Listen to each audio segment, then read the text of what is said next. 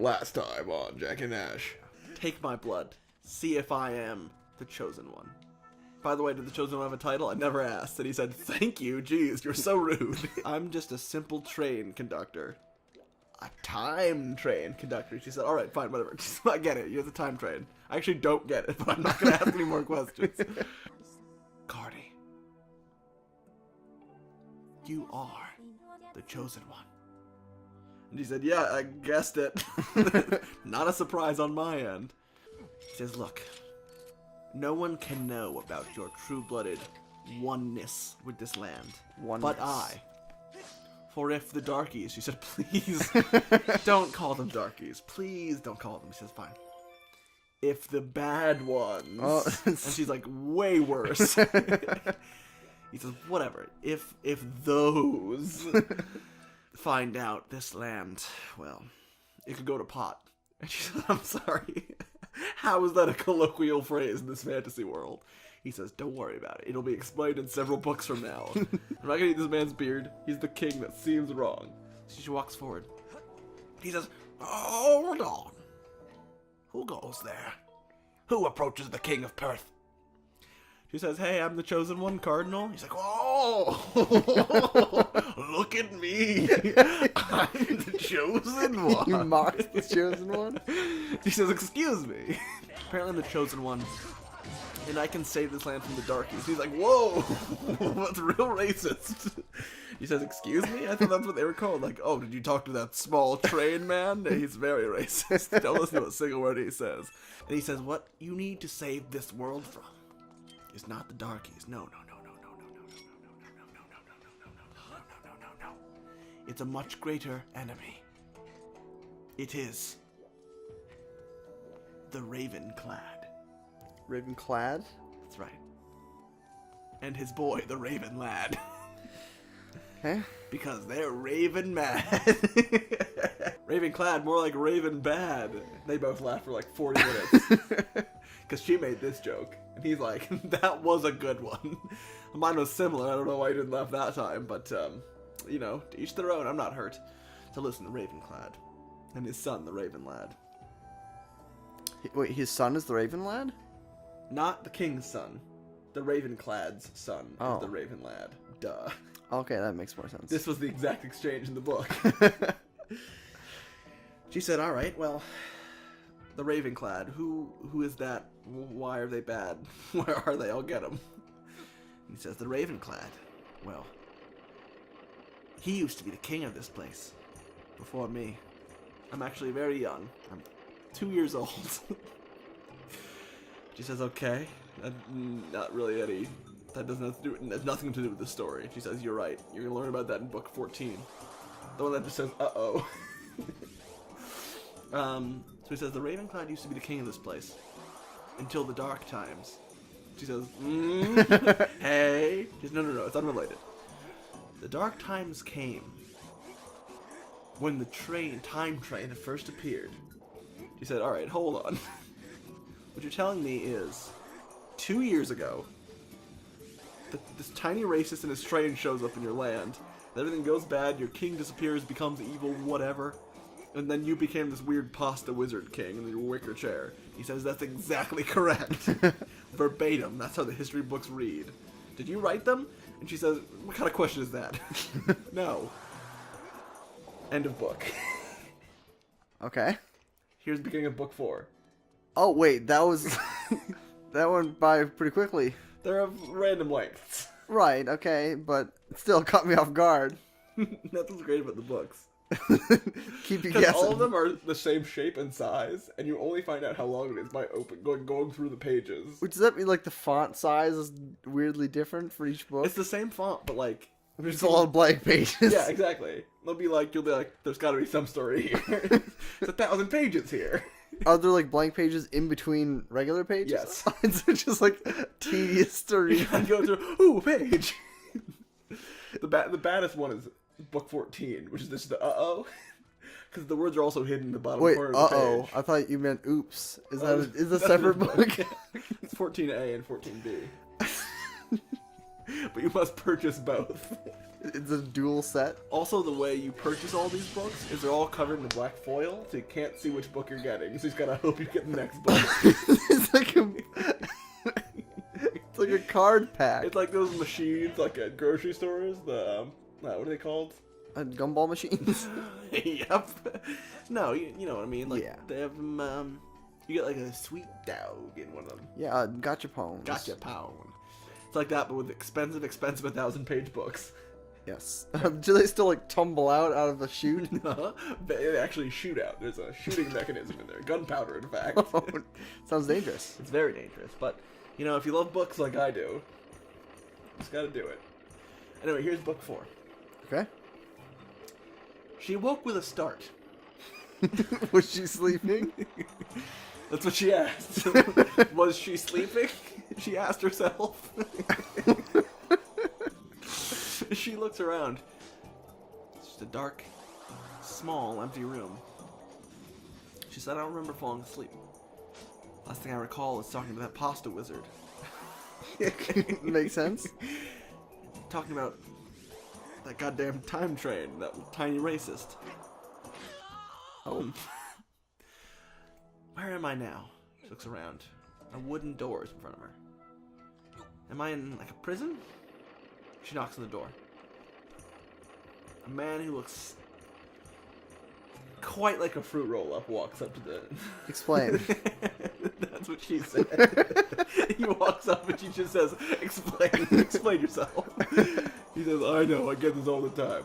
I got a human body, then my head just looks like a fruit roll-up. Oh, just a 10? Oh, I that's can all right. roll out my head. It's actually terrifying. I hate it. It hurts. Anyway, what do you want?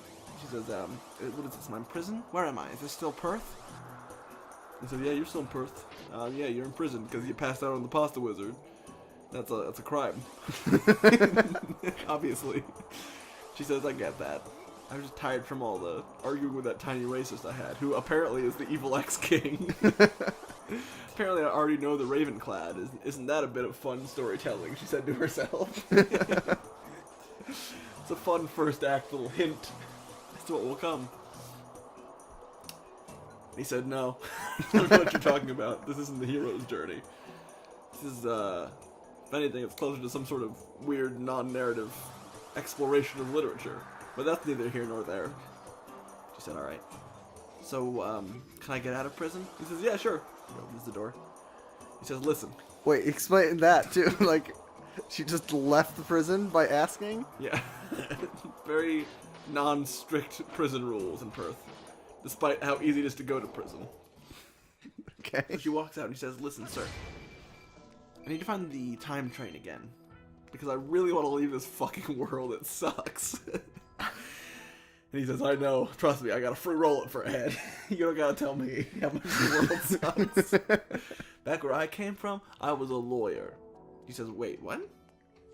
Back where you came from, you were a lawyer? He says, yeah, that's right. I'm actually not from this world.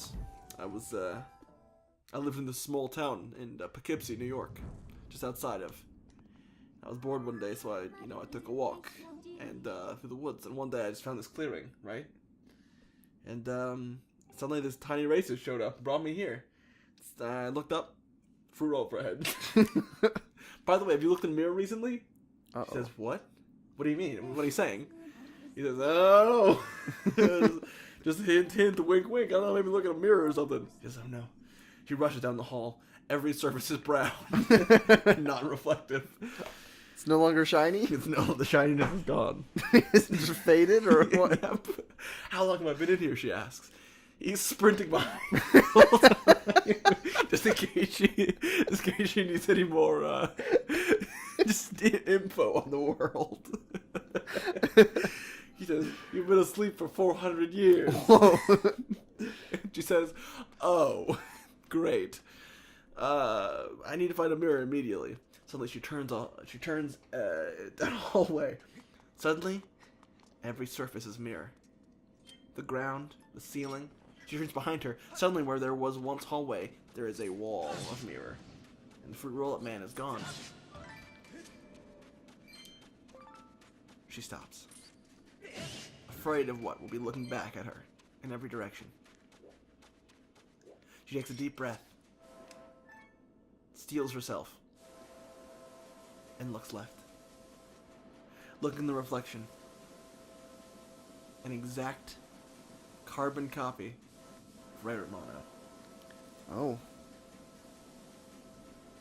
Deborah, she says, eyes, tears welling up in her eyes.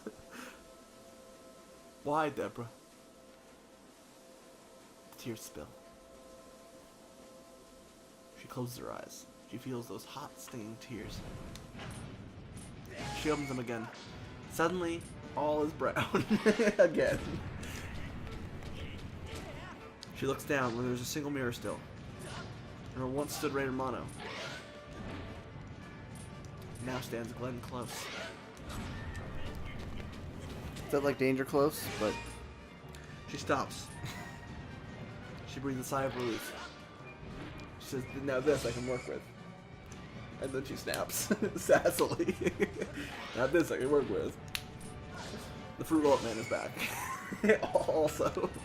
He says, did you just go to the mirror world? She said, yeah, I look like Ray Romano. He shakes his head. We've all been there, sister. She nods in approval. She says, alright. I need to find a way to find the time train. Can you help me, Fruit Roll-Up Man? He says, I got a name. Please don't call me Fruit Roll-Up Man. I'm very sensitive about this. He's alright, what's your name? And he says, PewDiePie. okay. She says, is that PewDiePie? And he says, no, unrelated. It's actually PewDiePie. That was spelled. PewDiePie? This is okay. Well, do you know where to find the time train, PewDiePie? He says, I have an idea. They turn another corner and they walk. Suddenly,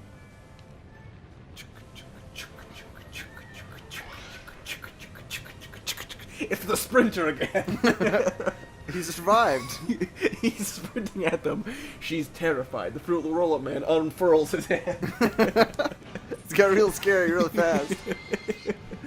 She jumps onto the furl and she rolls back into his Fruit Roll-Up head. He turns around. He sprints, but the beatboxing sprinter is faster. He's gaining on them. Fruit Roll-Up Man looks behind him. The sound is gone, but still the man sprints. Suddenly, all sound is gone, and he can hear nothing. He stops. He looks around him again, and the sprinter is gone. End of book 4. Ooh. Then you skip to book 14. Okay. Whoops. So, That's book 14. Oops. oh, okay. Then Well, you go back to book 5. no, well, there's 14B that says uh-oh, right? Yeah, well, use 14A here. Okay, It well, says in the appendix. let's move on to the appendix in the next episode. We're going to take out my appendix in the next episode. Oh, so that's gonna be a get big ready for that. episode. What's this episode brought to you by? Let's say it together. Crab apples. Crab apple. Oh, yeah, crab apples. Just as I suspected. I looked in Jack's eyes and found crab apples living there. Living there. Well, dead there. You've got dead crab apples in your eyes. I'm so sorry. Crab apples. The only apples for your eyes. They're the apple of my eyes.